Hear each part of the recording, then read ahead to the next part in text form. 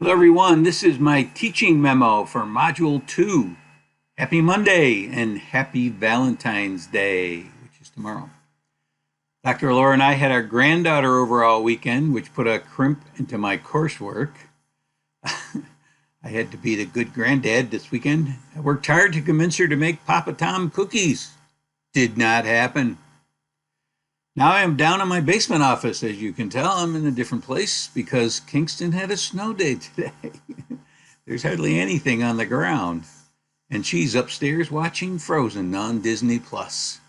And so Dr. Tom has been displaced.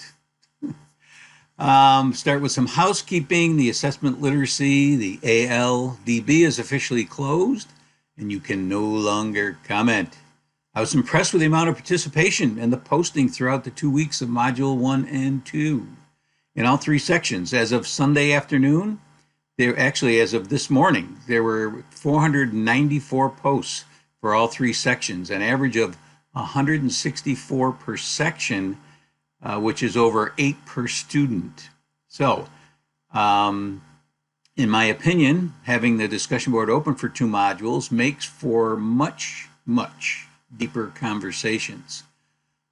This will be my final reminder. According to the rubric, you need to cite a source or mention the reading with no citation in at least 4 of your 5 responses if you're only doing 6. Many of you, or not many, but several, emailed me and said you're confused about the number of posts. Well, it's 6 if you want an A, and it's 10 if you want an A+. Your initial post counts as one of those. So you need to cite at least citations in at least 4 of your 5 responses if you're doing 6 for an A, or 5 of your 9 for an A+ in that rubric category. I want to encourage conversation, but I want you to apply what you are learning to go deeper. I want this to be an inquiry base. So so your questions, they need to be open-ended, which some of you didn't add to your post, which I received a complaint from somebody saying, look, nobody in my section is asking questions. So that's why I'm here, so you can respond to me, even though I may not be writing my response directly to you.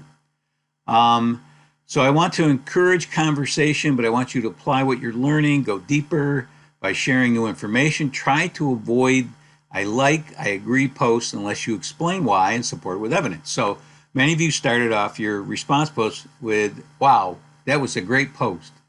And that's okay, even if you don't think it was great. But then say why. What about it was great? And then go on to make the rest of your response.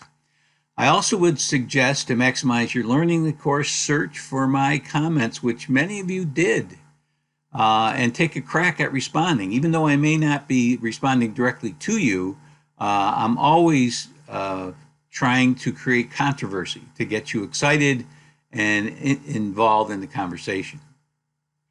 Don't be a hit-and-run DBer. It's illegal in my course. Use the discussions to advance your understanding of knowledge of the assessment process. We're talking about assessment literacy. Almost all of you said you weren't assessment literate. So if you want to be, you need to get involved in these conversations so we can find more information, go deeper. I can only scratch the surface of assessment literacy in this course because there's so much. So you need to help me by going deeper and finding new information and sharing it with all of us. Okay, finally, look at the module objectives in the module folder, the overview folder, and make sure you feel comfortable that you have mastered them. That's the big idea here. Learning targets, target mastery, the whole purpose of assessment. I've also finished making APA comments on your initial post upload, even though the grade says 100. Don't just look at it and say, oh, good, I don't have to look at that.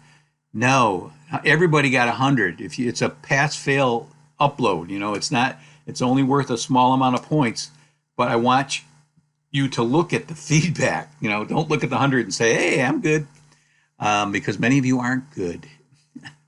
I'll be making them again on the next discussion board, and then that'll be it. Couple of helpful hints.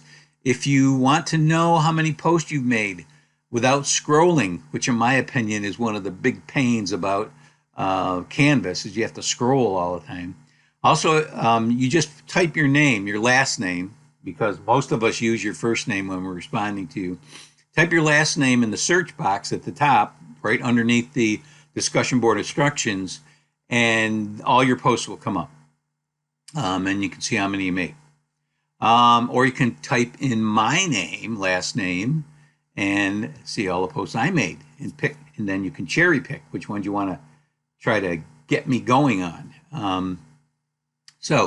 I also use the unread button because I go back every day. I try to go back every day, and I'll just look at the ones that I've unread. So I don't respond to everybody. I can't possibly do that.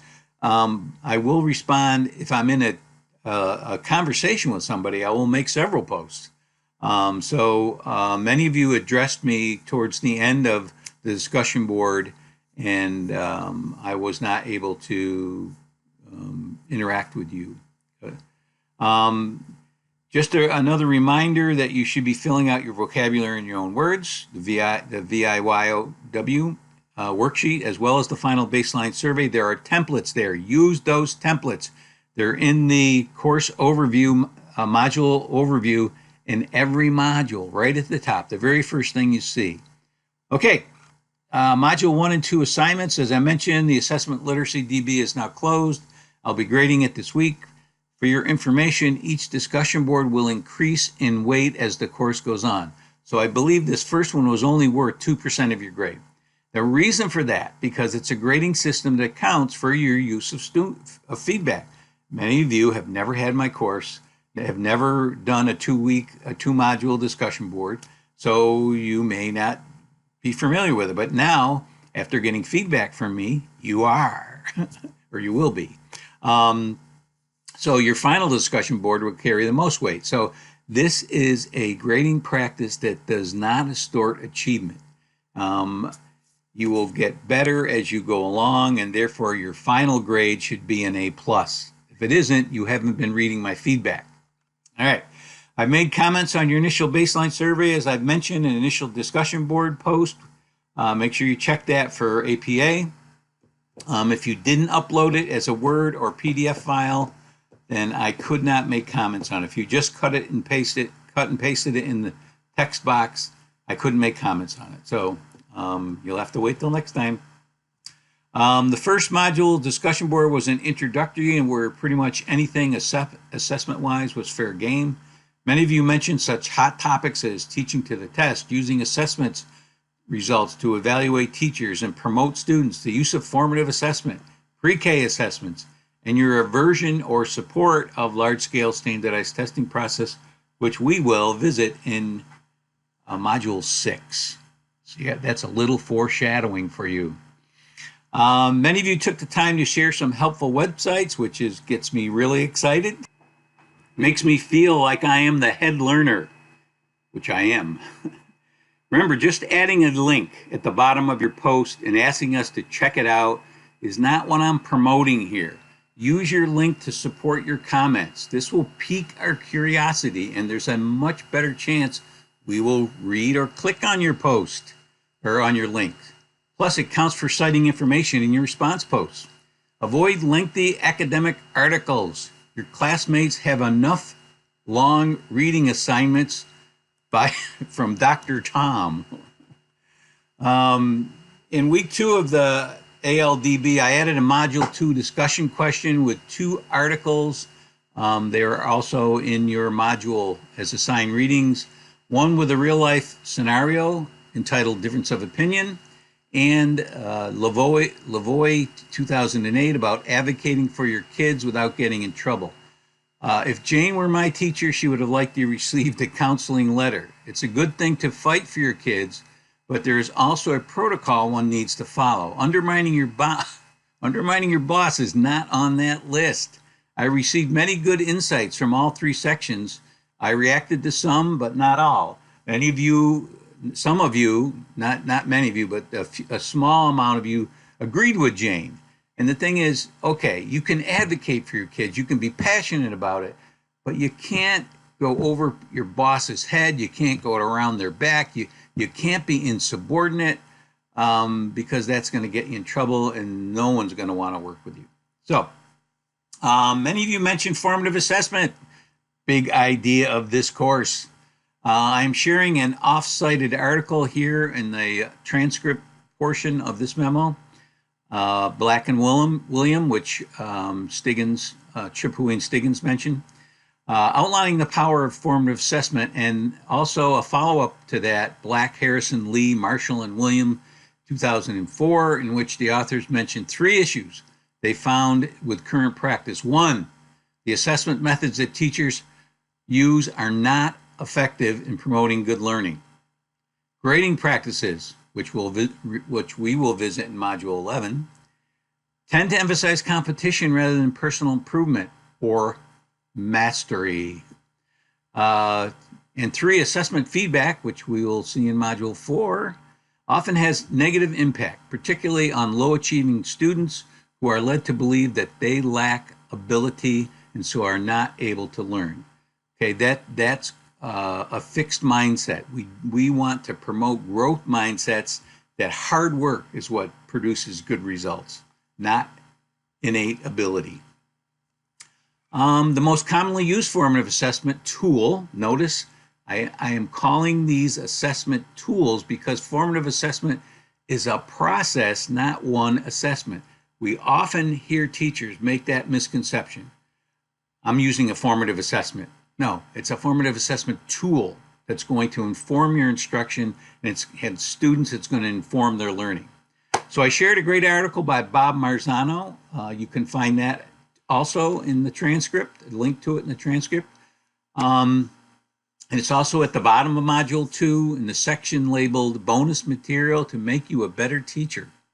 I've added this section to other modules as well. I would recommend checking these out, but only if you want to become a better teacher.